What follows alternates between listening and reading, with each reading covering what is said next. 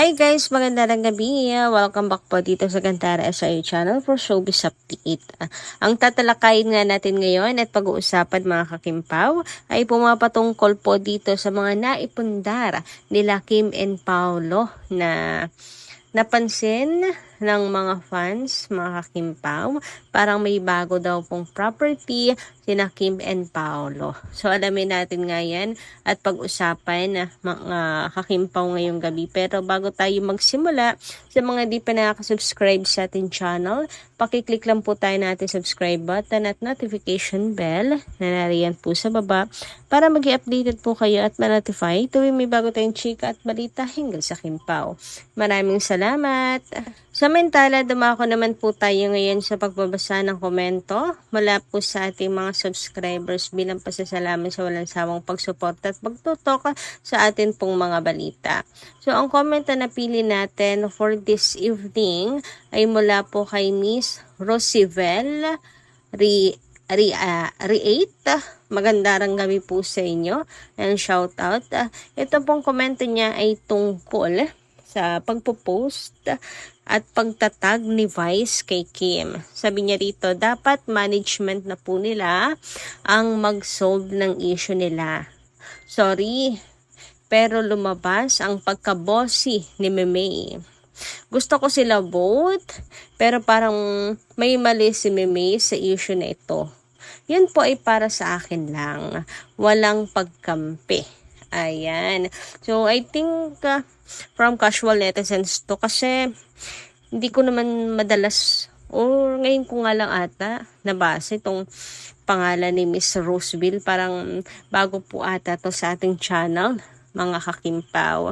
Pero dapat daw management po ang sumagot, ang tumapos, mag-ayos ng ano na to, issue na to, mga kakimpaw, ano?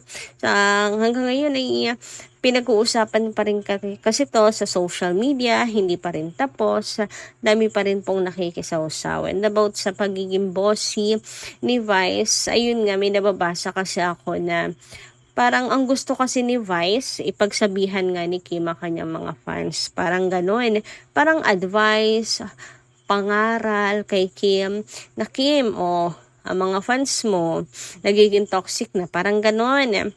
Pero dapat kasi hindi daw niya ginawang public yun. Kasi dapat kinausap na lang niya in private si Kim o sinend niya, in-screenshot niya yung post, tapos sinend kay Kim na Kim, mga fans po toxic. Kasi lumalabas na kapag public, ang bossy mo masyado na uutusan mo na lang si Kim in public na ganito. Okay, yung fans mo pagsabihan mo nga, 'di ba?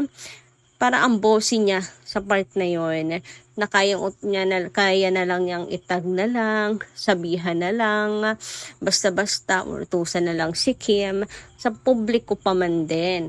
So, bossy siya sa type na yun daw, mga kakimpaw. Ganon din yung mga nababasa ko sa Socomed. So, walang mali sa pangangaral na dapat turuan ni Kim ang kanyang mga fans. Pero mali yung kanyang ginawang pamamaraan na itag si Kimi, idaan sa publiko ang issue. So, ano ang inyong say tungkol doon? Anyway, dumako naman tayo dito sa post ni Jugs, mga kakimpaw, kahapon, kasama ang iba pong showtimers or mga showtime host sa kanyang social media account. So, andyan si Meme Vice, si Chang Ami, si Jackie, si Lassie, si MC, si Brent, si Teddy, si Ayon. Yung isa hindi ko kilala, mga kakimpaw. Anyway, yun yung mga kasama, no? So, syempre, natanong nasaan si Kimi. After the issue ba naman kasi, mga kakimpaw, no? At saka pumasok si Kim ng Showtime. After that kasi, after the Showtime, itong post na to, mga kakimpaw, siguro may taped episode sila. So, natanong kung nasan si Kim. At ang kasagutan nga ay dahil papunta na ng Australia sina Kim and Paolo. Kasama sila Kuya Bong, si Jong. Ayan, kaya wala rin yung dalawa doon sa picture, 'di ba, mga kakimpaw? Kaya sana no, ay wag na rin po itong gawing issue mga kakipi. Dahil ang totoo nga niyan, 'di ba, lumipat na nga po pa Australia sina Kim and Paolo. So basic lang naman po ang sagot doon. Baka kasi mamaya may gumawa na naman ng issue. Tapos si Kim na naman ang magmukhang masama. Mga kakimpaw, alam niyo naman, minsan talaga ang sa kagagawa ng fans, mga means po ang napapahamak. Yung idol lang napapahamak, ang kawawa. Tulad dito, basta tayo po ay nag-sensitive, si Kim po ang nababanatan, nagmumukhang masama, mga kakimpaw, at nadadali ng bashings.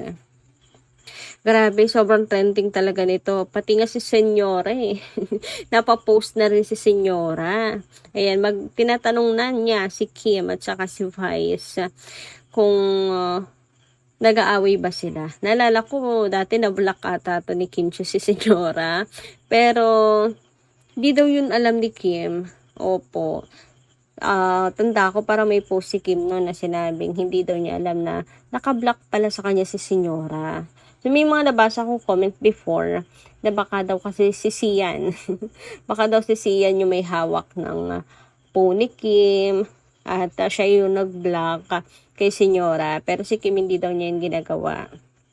So, na-unblock na kaya natag na mga kakimpaw. Anyway, let's move on. Tapos na rin naman po ang issue nito mga kakimpaw. Let's move on. At pag-usapan naman ang sunod nating chika ngayong gabing ito mga kakimpaw. So, napansin ng ilang fans ang sasakyan ni Paolo Avellino. Mukhang bago sa kanilang paningin to mga kakipi. Sabi nga dito is that a new car? Ayan. So, may pag-flex, mga kakipi, ng sasakyan si Pao. Bago sa paningin ng kanyang mga fans. So, maybe, new property, new investment, new car ni Paolo Avellino.